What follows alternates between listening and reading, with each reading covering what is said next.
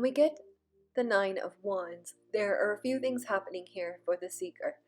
The first thing that we want to be aware of is the seeker, when they get this card, they are overwhelmed.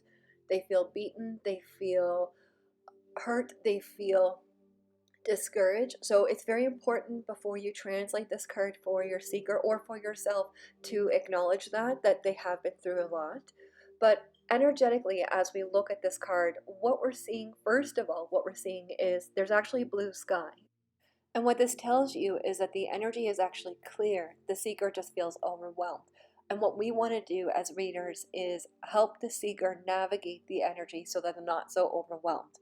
And to do that, it's very important to get them to take a moment to recognize how far they've come along, and to take a moment and to say it's okay to recognize maybe things aren't quite their cup of tea right now, but we know by looking at this card, the energy is actually positive and good things are coming. It's just right now the priority is to get the seeker to rest, to recharge, and to reconnect to themselves.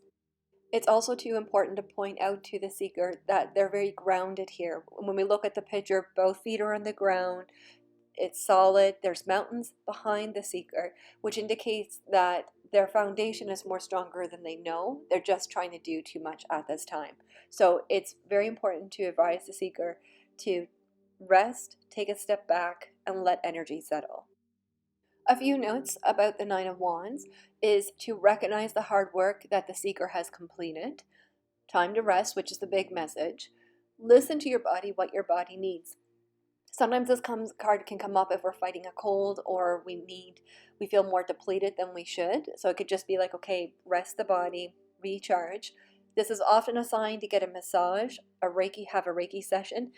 Another translation of this is to have the discipline to focus on doing the work of what you want to call in. So it's a focus. Sometimes this card is also known as the soldier card, which means that you're doing the work, fighting for what you believe in and going forward.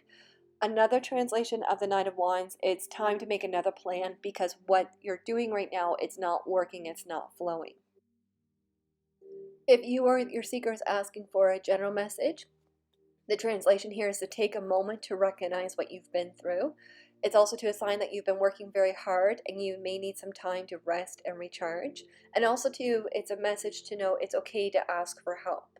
If the seeker is asking about career or business, it's a sign that the seeker is pushing through an intense energy at work and working very hard to make their dreams come true. So it's important to recognize that work. This card can come up if the guardians or the universe feels, okay, you need to rest, you need a vacation, this may be important. And the last part is to let others know that you may be a bit overworked right now or you feel more depleted than you would like. It's important to communicate that. If the seeker is asking for a romantic translation, if they're single, the Nine of Wands can be a sign that the seeker is very frustrated right now. They feel like they've been through a lot when it comes to romance. They can feel very frustrated and almost to the point where they feel very wounded. So when the Nine of Wands comes up, it's actually the guardians letting you know that, hey, things may not be flowing right now and it may be wise to take a step back.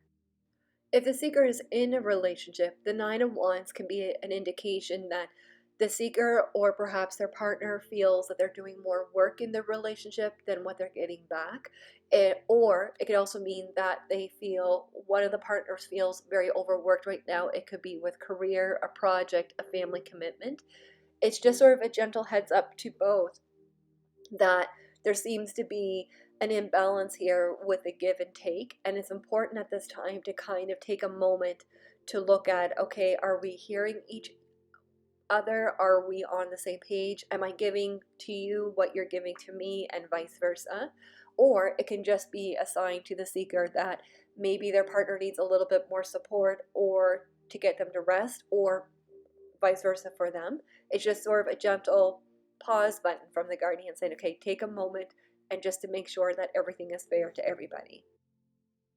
Some additional notes: the astrological influence of Nine of Wands are the fire signs, so Aries, Leo, Sagittarius, and sometimes Scorpio's influence.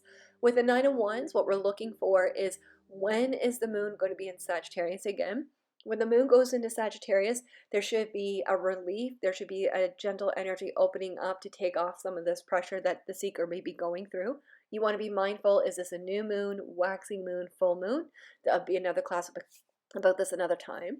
The other part too is the numeric influence. 9 is the number of the soldier. It's the number of completion. It means that this card comes up when you've done all that you can at this time, and now it's either take time to rest or ask for help, or it's an energy to kind of let you know that the aura can't keep going the way it is because it's not fair to you.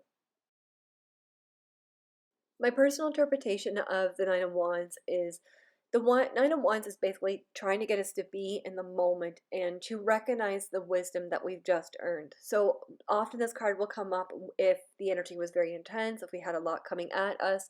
And the Nine of Wands is just saying, hey, take a moment, recognize how far you've come along, and to celebrate the hard work that you've done. And to also know to give yourself that and freedom and reward to yourself to rest, recharge. And it's also too a beautiful sign that you've completed a major lesson and now it's time to begin preparing for a happy new chapter.